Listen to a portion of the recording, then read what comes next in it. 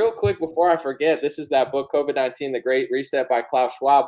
I want to read a quote because I highlighted it. Tell me what this sounds like to you as somebody that has a pretty good understanding of like, what's going on in the world. So Klaus Schwab wrote, or whoever ghost wrote the book for him, there's some guys named Thierry Mallard. I don't Mhm. know who the real brains behind this were, but he said, second, COVID-19 is likely to sound the death knell to neoliberalism, a corpus of ideas and policies that can be loosely defined as favoring competition over solidarity, creative destruction over government intervention, and economic growth over social welfare. Sounds like a push towards communism. Right, right. He said, I mean, he demonizes competition and says solidarity is better than competition, which Mhm. I absolutely do not agree. I mean, what does that even mean? Like, okay, let's let all the NBA players just agree on everything. Let's not even play a game, right? Solidarity over competition, creative destruction over government intervention. So they define creativity as destruction. You know Destruction. what creative people really need is the government intervention. Man, dude, these ideas are humans don't change. Ideas just get repackaged and rehashed in different ways. As they say, history doesn't repeat, but it rhymes. Mm, And much of history has been a battle, between a lot of different clashes. But one big one is collectivism versus individualism. And something that has led to the modern Western world flourishing in the way that it does is recognizing that promoting individualism and defending the individual and doing what's right by the individual is not only good for individuals, but actually it's good for the collective and it's good for the nation as a whole. But as we've said, those with a more external locus of control tend to lean more towards collectivization, right? And then that's why ideas such as communism, socialism, lots of Marxist thinking, it's still popular. It's why it won't die, right? It's why it won't die. You aren't seeing a lot of people out there who think that Nazism is a good idea. But I think one of the major reasons why communism never gets the same level of demonization as Nazism, despite being responsible for more deaths in the last century, by far, by the way, mm, is that on a surface level, it appeals to a lot of people, right? If you talk about the greater good and you frame it in the words of society, everybody having enough, everybody having access, equality, equity, inclusion, all of these terms, they, there's nothing inherently wrong with most of them, right? If you couch something in the language of equality, fairness, equity, inclusion, people having enough, poor people not suffering, not having people out on the street or whatever. Like people don't inherently disagree with these concepts, right? Even the most right wing person out there typically is not against the sort of basic premise of some of these ideas, but they're very loaded terms and they're things that can mean very different things to different people. Take an example, right? Equality. What does equality mean? Right? mm. Equality means multiple things. And so if I ask you the question, are all human beings equal? How would you answer that?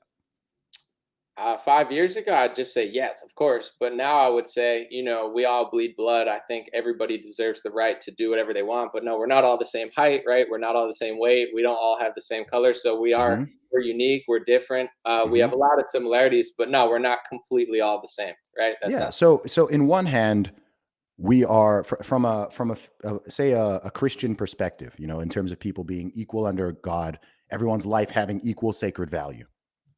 Right. I assume we both agree on that. But on in terms of equality, just meaning two things being the same, like we human beings are the least, like we're not remotely equal at all, like not slightly, which is why it was actually such a radical idea to have this notion that everybody should be treated equally and should have equal rights and should be treated like it's quite a radical idea, given that in the other definition of equality we are not the same at all. What does fairness mean? To one person, fairness might mean the same rules apply to everybody. To someone else, it may mean everybody starts at the same place or should start at the same place. To someone else, it might mean everybody should end at the same place, right? That's what people more tend to call equity. So when it comes to equality, I'm sure we all agree that everyone should the same laws should apply equally to everybody, right? Equality of opportunity. If you have a job or a university position or something, you shouldn't discriminate against people based on their skin color, their gender, their sexuality, their ethnicity, so on, right? They should be treated equally, what we kind of call equality of opportunity. However, when you move into dimensions of like, no, equality should mean that everyone has the same outcome. And maybe, you handicap certain people or you help certain people to make the end result more equitable. So this is the problem, because even when we're just using language, words mean different things to different people, right? You Right. often hear people say, oh, rich people need to pay their fair share of taxes. What does that Mm. mean? Like, what does that even, fair share, according to who? Right? Right. And where does that go? To the government, right? So Yeah. you're taking it from people who produce things and taking it to somebody who could drop 3 bombs and spend $1 trillion killing Hmm. civilians. Yeah. So Yeah. with the Which quality yeah, yeah, yeah, and I mean that's almost like a secondary problem. But like, fair share, what does that even mean? What's a right. fair share? Is it 10%? Is it 20%? Is it a set number? Is it $100,000? Is it $1 million? Is it like, what does it even mean? And I think Right. that's a big part of the problem, is that people don't even agree on language now, and now people are even going out their way to redefine words. So the terms like racism, Right. right? What that mean? That literally means different things to different people now. Now my toilet paper is racist because it's white. It Yeah, sometimes obviously, it's looks white at me supremacist. with the wrong look, and it's white to me. I'm like, it's starting to seem crazy. With equality, I use NBA as an example sometime, right? Where it's like every player deserves an equal chance, the same rules, a referee. But at the end of the day, how could you make the skills equal? Say, I'm never going to be as good as Michael Jordan, and most people are not. LeBron has a chance, but how do you make everybody on that level in the NBA? You'd have to like chop his leg off or something. Now Mm. somebody in a wheelchair might be able to beat him one on one if you take his legs away. So Yes. the only way to really get to that equal level of competition would be to lower the bar so low to the lowest denominator. And this is the Hmm. part that I think a lot of them don't understand.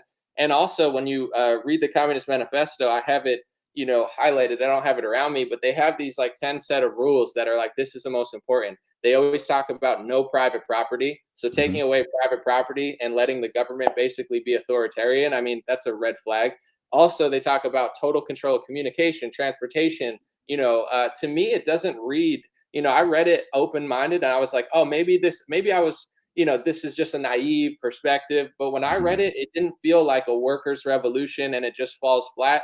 It felt like to me somebody that was trying to take everything, convince like poor and middle class workers that like this is the right solution, because it read to me like I immediately just thought, man, consolidation of power to the government, and then you have to believe that they're just going to distribute this among all the workers. I mean, that sounds crazy, crazy far fetched to me. And it Hmm. wasn't. It didn't really even say that, in my opinion. It was like, yeah, we're total control of this, total control of this, no private property.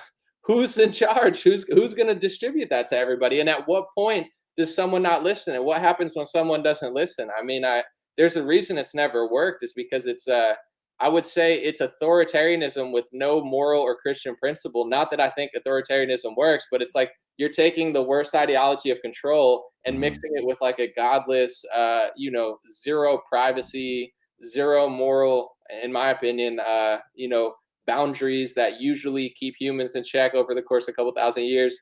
It's a nightmare.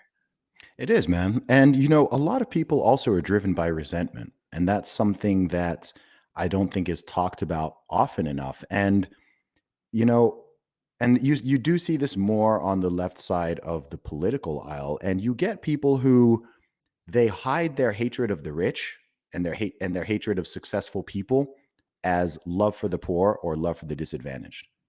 And this is a trick you see played all the time. There are people who just hate people because they are successful or they're rich or they're popular or whatever. It's a very bizarre mindset, right? I mean, I get it in terms of human beings always jousting for status, but that's a real thing. But someone like that, instead of saying it, what they will often do is pretend that they really care about poor people. They really care about the working class. They really care about whoever they deem to be underprivileged or disadvantaged. But you get individuals, there are individuals who genuinely do care about disadvantaged groups, but there are also individuals who infiltrate these things who are just resentful and they hate rich people. They want to punish rich people. They want to punish successful people, not because they love the poor, but just because they hate the rich. And that's something that is very rarely talked about.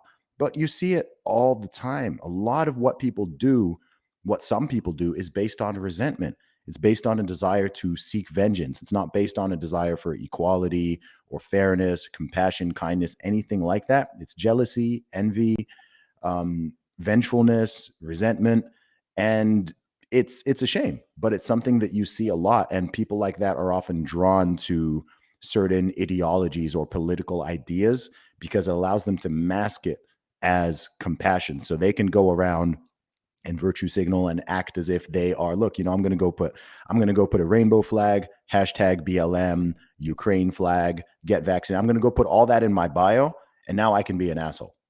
Right. Because I've put the right signals out there. So I'm now hiding. Look at me. I'm virtuous. Right. Look at the hashtags in my bio. Look, I've even got he, him in my profile. Right.